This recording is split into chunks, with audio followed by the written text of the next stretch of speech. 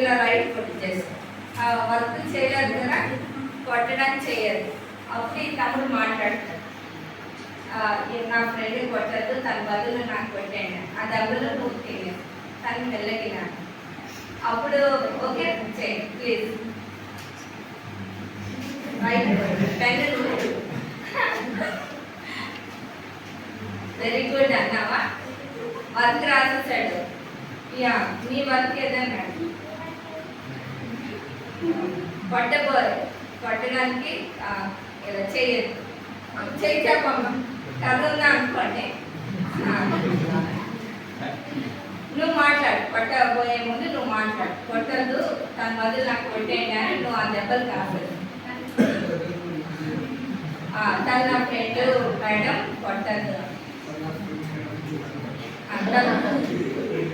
Okay, ఎవరు free అయిపోయారు? బాబు free అయిపోయారు. ఎవరు జీసస్కి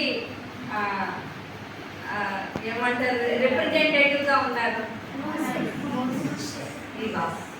సో మనుషులందరికీ రిప్రజెంటేటివ్గా ఎవరున్నారు?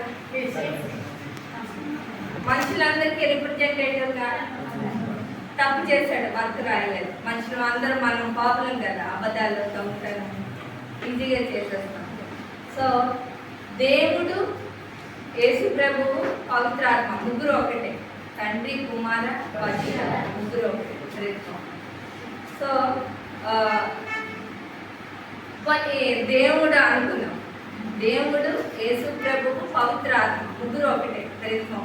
ఓకేనా?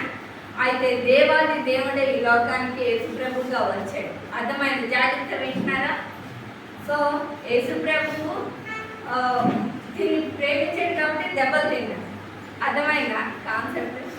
అలాగే మనందరి పాపాల నిమిత్తం ఆయన చేతుల ద్వారా చేస్తాం కదా పాపాలు, అందుకని చేతులతో మేకులు వచ్చబడ్డాయి.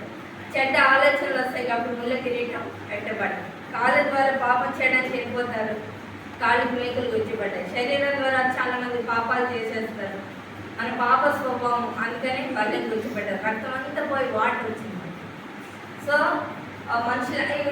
మనందరినీ ప్రేమించి యేసు ప్రభు ప్రాణం పెట్టాడు. ఈ బాబుని ప్రేమించి ఆ బాబు దెబ్బలు ఎలా కాసేసాడో అప్పుడు ఈ బాబు ఫ్రీ అయ్యాడు. అర్థమైంది కదా? అలా మనందరి పాపాల నిమిత్తం యేసు ప్రభు శిలువలో ప్రాణం పెట్టి చనిపోయి తిరిగి లేచాడు, సజీవంగానే ఉన్నాడు.